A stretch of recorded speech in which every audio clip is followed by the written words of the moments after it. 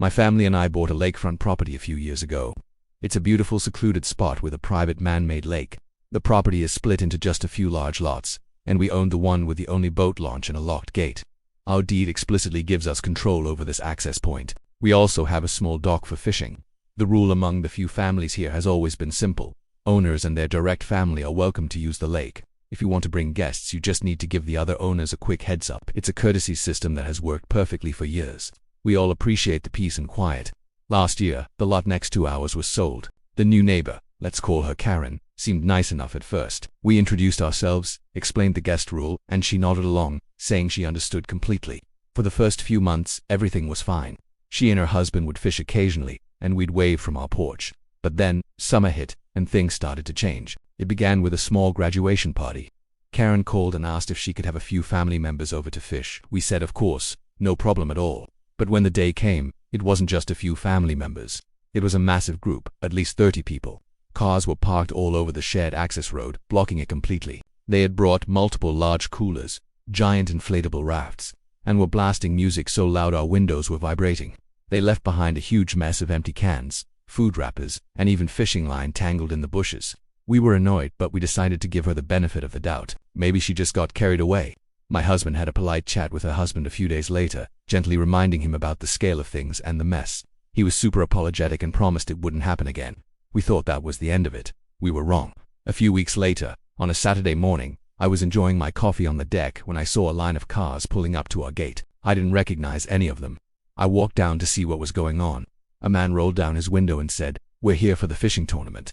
I was completely baffled. A fishing tournament? I told him this was private property and there was no tournament here. He looked confused and pulled out his phone, showing me a Facebook post from Karen.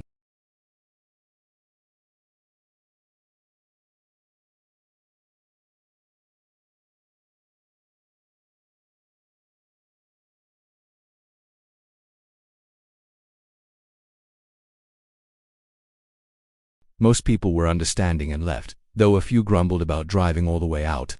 I immediately locked the gate, which we usually left unlocked during the day for other owners. About 20 minutes later, Karen stormed over to my house, her face bright red. She started screaming before she even reached my porch. "Who do you think you are, locking that gate? My guests are here. You can't do that." I stayed calm and told her, "Karen, these aren't guests. You're running a for-profit business on our property without permission. That was never the agreement." She just got louder. "This is an HOA lake. I have rights. My guests have rights to be here." I reminded her that our small community doesn't even have a formal HOA and our deed gives us specific control over that gate. She wasn't listening. She just kept screeching about her rights and how I was ruining her event. She even threatened to call the sheriff for denying her access to her property. I told her to go right ahead. I had my property deed ready. She continued her tirade for another 10 minutes, calling me every name in the book. It was quite the performance. Eventually her husband came over, looking mortified. He apologized profusely and managed to drag her away while she was still yelling about suing me. The sheriff never showed up.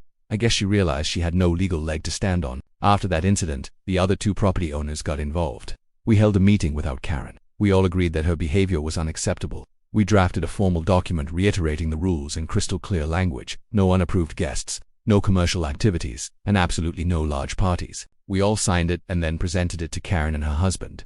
Her husband signed immediately and apologized again for everything. Karen refused. She just glared at us, snatched the pen, and scribbled her name on the paper with so much force she nearly tore it. Since then, things have been frosty. She doesn't make eye contact, and we've heard her muttering under her breath when we pass by. But the unauthorized parties have stopped. We now keep the gate locked at all times, and everyone has their own key. It's a bit of a hassle, but it's worth it for the peace and quiet. It's a shame it had to come to this. We all bought property out here to escape drama, not to have it show up on our doorstep. Sometimes, you just coo hunt a reason with someone who believes the world revolves around them and that rules are only for other people.